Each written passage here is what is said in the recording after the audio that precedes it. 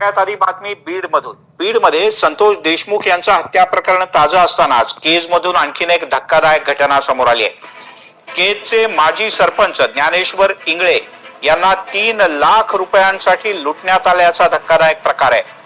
एका नेत्याकडून फंड देतो असं कारण सांगत मुंबईला जायचं म्हणून गाडीत बसवत पायाला कुलूप लावत एका खोलीत डांबून ठेवण्यात आलं. अत्यंत धक्कादायक असा हा सगळा प्रकार उघडकीस आला आहे. या संदर्भात पोलीस अधीक्षक कार्यालयात तक्रार दाखल करण्यात आली असून गुन्हा दाखल करण्याची प्रक्रिया सध्या अंतिम टप्प्यात आहे. या क्षणाची एक मोठी आणि महत्वाची बातमी. केजच्या चौकातून कळम चौकातून किती वाजता? 5 वाजता पहाटे. हो. पहाटे 5 वाजता काय करतो? नाही मी आलतो मुंबईला जायचं म्हणून आलतो. कुठून गावाकडून आणते? नाही मी तेच झालो. पैसे घेऊन आले, जायचं म्हणून आले. मग अपहरणाचं काय? किती रुपये आणले होते तुमचे? 2,60,000 रोख होते आणि 51,000 रुपये माझ्या फोन पे. ते पण घेतले का? ते फोनच घेतले नाही. ते 2,60,000 पण घेतले. सगळं क्लिअर. मोबाईलची ओळख आहे, फक्त फसवणूक केली.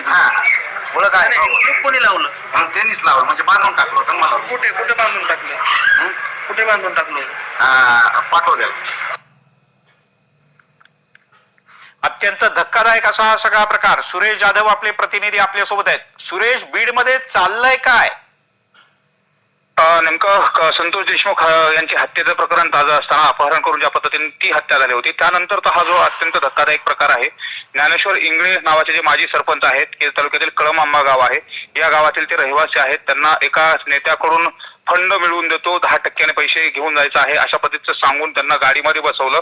जो बसवणार होतो त्यांचा तो मित्रच असल्याचं देखील त्यांनी सांगितलेले. मात्र पाटोदावून बीड जिल्ह्यातलं जे तालुका आहे त्या ठिकाणी नेल्यानंतर त्यांना एका खोलीमध्ये डांबून ठेवलं, सगळे पैसे काढून घेतले आणि त्या ठिकाणाहून हे सगळे पळून आलेले होते. त्यानंतर मात्र यांनी शिताफीनं तिथून जीव वाचवत पळून थेट एसपी ऑफिस गाठलेलं आहे आणि एसपी ऑफिसमध्ये त्या संदर्भात रीतसर तक्रार देखील देण्यात आली.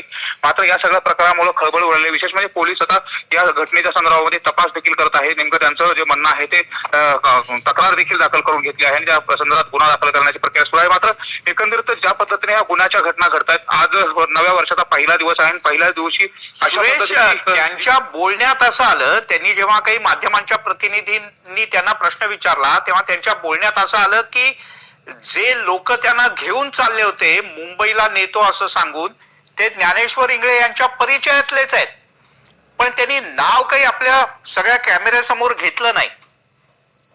ज्ञानेश्वर इंगळे यांचा मित्र म्हणून त्यांना ज्यावेळेस विचारणा केली गेली तर त्यांनी एक नाव देखील व्यक्तीचं सांगितलेलं. मात्र आतापर्यंत तक्रार अर्जामध्ये ते नाव आणि पोलीस रेकॉर्डवरती ते नाव न आल्या कारण आपण ते नाव जाहीररित्या सांगू शकत नाही. पण त्यांचा मित्रच आहे आणि मित्रासोबत घेऊन जात असतात. त्यात एक जण ओळखीचा आहे आणि अनोळखी असे 2 जण आहेत अशा पद्धतीने देखील जे ज्ञानेश्वर इंगळे आहेत त्यांनी सांगितलेलं. मात्र ओळखीच्या माणसाकडून अशा पद्धतीने 3-3.5 लाख रुपयाला लुटण्याचा प्रकार आणि त्यांना ज्या पद्धतीने डांबून ठेवलं, त्यांचा पायाला अद्यापही पायाला कुलूप लावलेला आहे, पत्रे ठोकलेले आणि पायाला कुलूप लावलेलं देखील दिसतंय आणि हाताला सुरेश प्रकार आहे. म्हणजे अत्यंत संतापजनक आहे आणि खूप भीषण आहे. म्हणजे खंडणी वसुलीसाठी काय होऊ शकतं याची हद्द आहे.